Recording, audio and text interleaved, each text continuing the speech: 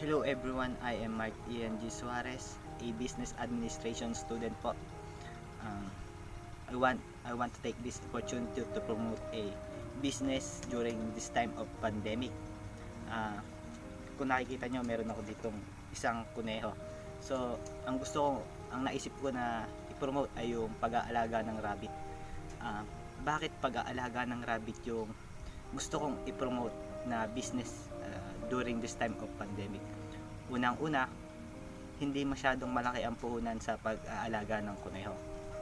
Bakit ko nasabing hindi malaki ang puhunan sa pag-aalaga ng kuneho? Kung meron kang 5,000, makakapagsimula ka na. Pagka lumipas yung isang taon, hindi lang yun yung makukuha mo, kundi madodoble pa. So, napaka gandang alaga ng kuneho. Hindi masyadong malaki yung puhunan. Ang rabbit ay itong hawak ko, siguro ito nagkakahalaga na to ng 600 pesos. 3 months na to, back o yung tinatawag na lalaki.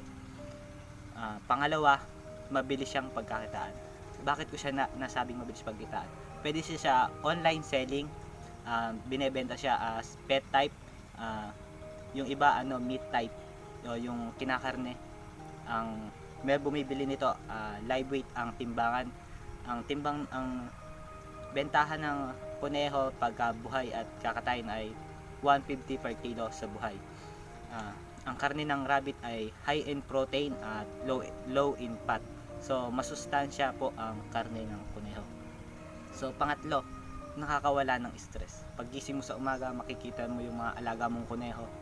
So ang ganda, ang sarap lang sa feeling na nakikita mo sila masisigla.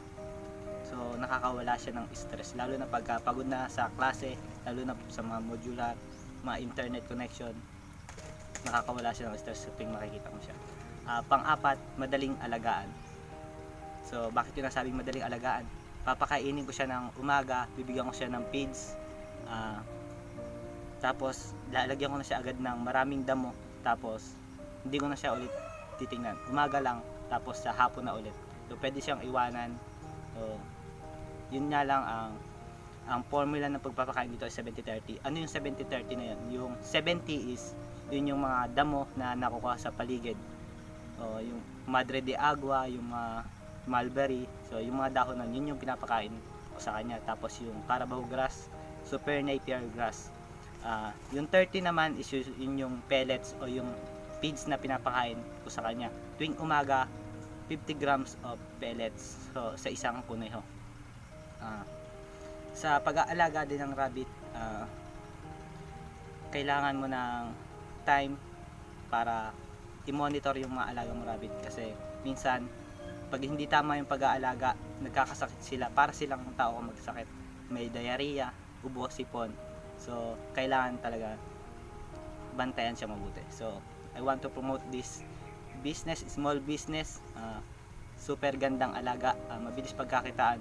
Ang kuneho nga po pala ay nagbubuntis siya ng 1 buwan lamang, tapos manganganak na. Tapos after ng 1 month ulit, pwede na siyang ipakasta or ipabulog. Pagkayari nun, after 1 month, manganganak ulit sila. Ang average ng anak nila ay siguro nasa 6, yung sasabihin ko 6 yung average niya. Ang kuneho ay nanganganak ng 8, 6, ganyan.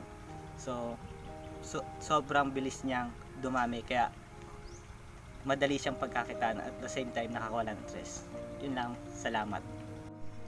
Sa ngayon, ang alaga kong rabbit ay 3 buck o tinatawag na lalaking kuneho at 4 na doe o ang tinatawag na babaeng kuneho. So sana ay na-inspire ko kayo na mag-alaga din ng kuneho, so para dumami yung production ng kuneho dito sa Pilipinas. So yun lang, at maraming salamat sa panonood ng aking video.